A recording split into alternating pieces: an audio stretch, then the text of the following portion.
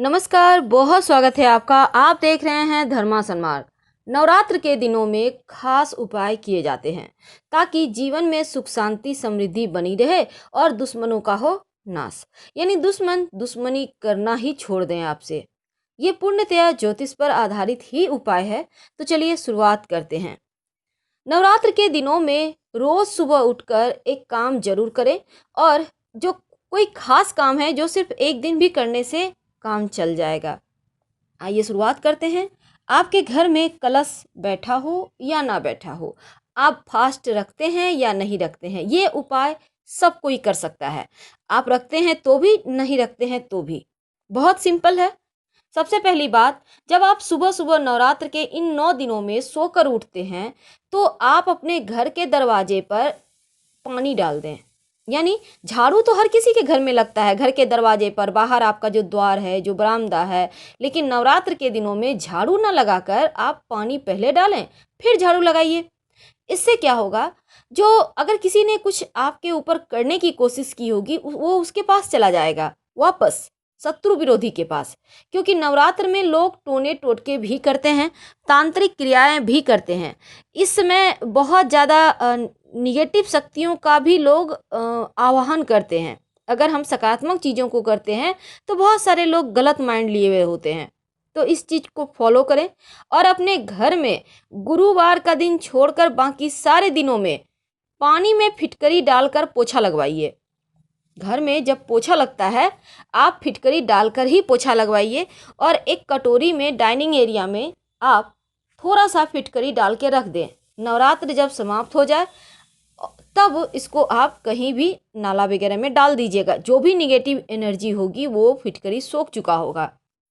अपने घर के मुख्य दरवाजे को खूबसूरत बना के रखिए, बहुत ही सुंदर, साफ सुथरा। अब ये नहीं कि दरवाजे ग्रिल गंदे हैं, मकड़े के जाले लगे, नहीं, बिल्कुल क्लीन कलर वगैरह कर लें। नहीं भी करते हैं कोई बात नहीं, साफ सुथरा तो रख ही सकते हैं। और घर के दरवाजे पर आम के पत्तों का बंधनवार जरूर लगाइए, जिसको हम तोरण कहते हैं। तो आम के पत्ते का लगाइए, और इसके साथ ही मुख्य दरवाजे पर ये आम के पत्तों का जो बंधनवार है किसी भी एक दिन लगाइए, फिर आप इसको 10वीं तिथि को चेंज कर लीजिएगा, फ्रेश लगा लीजिएगा। और मुख्य दरवाजे पर चावल और हल्दी का घोल, यानी कि चावल को आप पीस ले फुलाकर, आधा घंटा में वो भिगो दें, इसको फूल जाएगा। फिर उसमें थोड़ा सा हल्दी पाउडर मिलाकर इस घोल से घर के मुख्य दरवाजे के चौखट पे ऊपर में बीचों बीच बाहर की तरफ से, याद रखिए बाहर की तरफ से, एक स्वस्तिक बनाइए। यानी जैसे आप घर में आ रहे हैं तो आपका स्वस्तिक पे नजर पड़े, ऊपर में बनाना है, नीचे नहीं। बहुत सारे दर्शकों को कंफ्यूजन हो जा रहा है, इसलिए हम बार बार आपसे रिपीट कर रहे हैं। तो इसको आप बनाइए। स्वस्तिक, स्वस्तिक के दोनों तरफ 2 खड़ी रेखाएं जरूर दीजिएगा, ये लक्ष्मी को बांधता है। और जब ये उपाय भी आपको एक ही दिन करना है नवरात्र के दिनों में, लेकिन जब 6 पूजा होगा, 6 पूजा के दिन सिंदूर और घी मिक्स करके या सिंदूर और सरसों का तेल मिक्स करके जितने भी आपके घर में चौखट हैं हर जगह आप बिंदी लगाइए सिंदूर के, या फिर ओम लिखिए, स्वस्तिक बनाइए, या फिर बहुत सारे लोग 5 खड़ी रेखाएं देते हैं। आपके घर में जो प्रचलन है सभी चौखट में कीजिएगा 6 पूजा को, याद रखिए। ये आपको पूरे साल आपके घर परिवार को दुर्घटनाओं से, परेशानियों से सुरक्षित बनाए रखेगा। आते हैं आपके किचन पर। उम्मीद है आप लोग सात्विक भोजन ही खा रहे होंगे, क्योंकि नवरात्र के दिनों में मांसाहार, लहसुन, प्याज, अल्कोहल जैसी चीज़ों का त्याग कर देना चाहिए। ये तामसिक चीज़ें हैं जो बुरी शक्तियों को आकर्षित करता है, जबकि हम पूजा पाठ करते हैं अच्छी शक्तियों को प्राप्त करने के लिए। इसलिए इनको त्याग कर आप सात्विक भोजन खाएं। और इन 9 दिनों में जैसे बाल काटना, नाखून काटना, इन सभी चीज़ों को भी मत कीजिएगा। माता रानी को, अगर आप लड़की हैं, आपका विवाह नहीं हो पा रहा है, नियमित रूप से उनको सिंदूर अर्पित करें और उसी सिंदूर से खुद को टीका लगाएं। ऐसा करने से आपका विवाह योग बनने लगेगा और शीघ्र विवाह आपकी हो जाएगी। ये बहुत सिंपल उपाय है, लेकिन है बड़े काम का। तो घर की साफ सफाई, पूजा पाठ हो गई। अब हम आते हैं आपके घर में बहुत सारे लोग हवन करते हैं रोज। अगर आप कर रहे हैं तो अच्छी बात है। हवन की सामग्री में काला तिल जरूर डालिएगा ताकि निगेटिव एनर्जी आपके घर से दूर हो जाए, वो तृप्त होकर। दूसरी बात, आप नियमित रूप से आप हवन ना भी करें तो लौंग और कपूर जलाकर शाम के समय पूरे घर में दिखाइए। एक लौंग एक कपूर भी चलेगा, बस फटाक से लीजिए, पूरे घर में दिखा लीजिए। ऐसा करने से आपके घर के नकारात्मक शक्तियाँ दूर चली जाएंगी और लौंग की खुशबू जो होती है, जो कपूर की खुशबू होती है, ये आपके मन मस्तिष्क में एक सकारात्मक ऊर्जा भर देती है। अब हम आपको, अभी तक हमने आपको सिंपल तरीके से ये बताया कि आपको कब क्या करना है, लेकिन अब जानते हैं एक खास उपाय। नवरात्र में सरसों के तेल का और घी का दोनों ही दिया जलाया जाता है विशेष मनोकामनाओं को पूर्ण करने के लिए। आप चाहें तो सुबह शाम दोनों ही समय माता रानी के पास घी और सरसों के तेल का दिया जलाएं।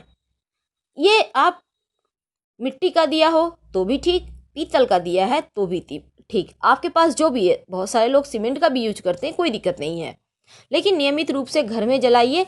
और जब सरसों के तेल का दिया जो होगा उसमें लौंग डालिएगा, और जो घी का दिया है अगर आपके पास केसर है तो एक पंखुड़ी डाल दें, नहीं है तो कोई बात नहीं, यूं ही रहने दें। आप चाहें तो इसमें लौंग डाल सकते हैं, कोई दिक्कत नहीं है। तो इस तरह से आप सकारात्मक ऊर्जाओं को अपने पास रख सकते हैं, माता रानी की कृपा भी मिलेगी। लेकिन सबसे अंत में कभी कभी क्या होता है, अपने ही धोखा देते हैं, अपने ही शत्रुता रखते हैं।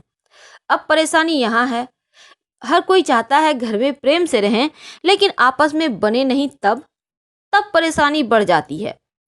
कभी कभी तो बहुत करीबी रिश्ता ही हमें धोखा दे रहा होता है, हमसे शत्रुता रखता है, हम चाहकर भी कुछ नहीं कर पाते। ऐसे में इस नवरात्र में बहुत अच्छा आपको मौका मिला है। इन 9 दिनों के अंदर एक खास उपाय करें।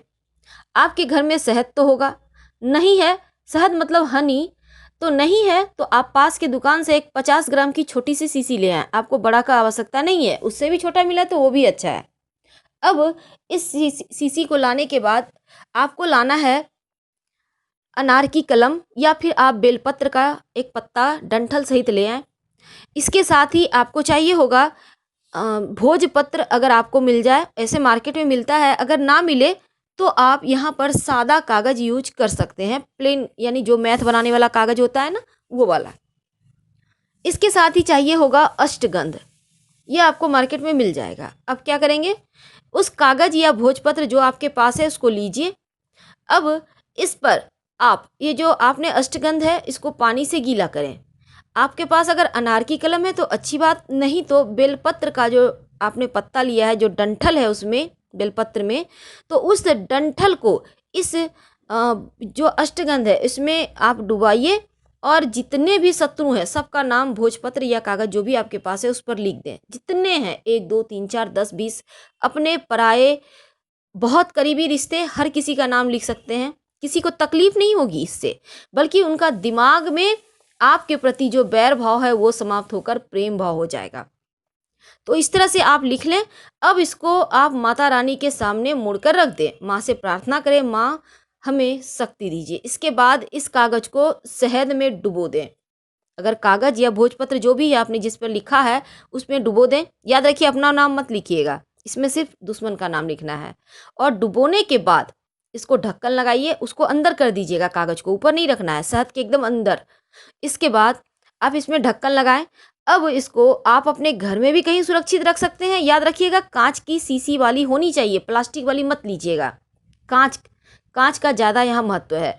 तो उसके बाद आप चाहें तो इसको अपने घर में भी कहीं छुपा सकते हैं, या पास के किसी भी ऐसे जगह जहाँ आप उसको चाहें तो छुपा दें। किसी नदी के किनारे आप मिट्टी गड्ढा कर वहाँ छुपा दें, कहीं भी ऐसी जगह छुपाइए कि जैसे वो युगों युगों तक पड़ा रहे और आपके शत्रु विरोधी एक्टिव नहीं हो, आपको परेशान ना करें।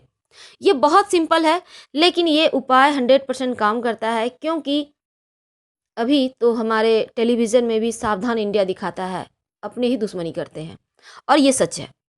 कई बार हम समझ नहीं पाते, प्रेम में होते हैं, और ये प्रेम कभी कभी धोखा भी दिलाता है। तो सावधान रहें, सतर्क रहें, और ये उपाय ज़रूर करें। चाहे आपकी सासू माँ आपको पसंद नहीं करती, आपके पति नहीं करते, आपकी पत्नी नहीं करती है, कोई भी रिश्ता हो सकता है, आपके बच्चे नहीं करते हैं, बहू नहीं करते हैं, आप किसी का भी नाम इसमें लिखकर डुबो सकते हैं। और ये उपाय आपने किया है, किसी को मत बताइए, उसको भूल जाइए आप उपाय करके। हम आपसे विदा लेते हैं। हर हर महादेव। अच्छी लगे तब लाइक कर सब्सक्राइब करें। धन्यवाद।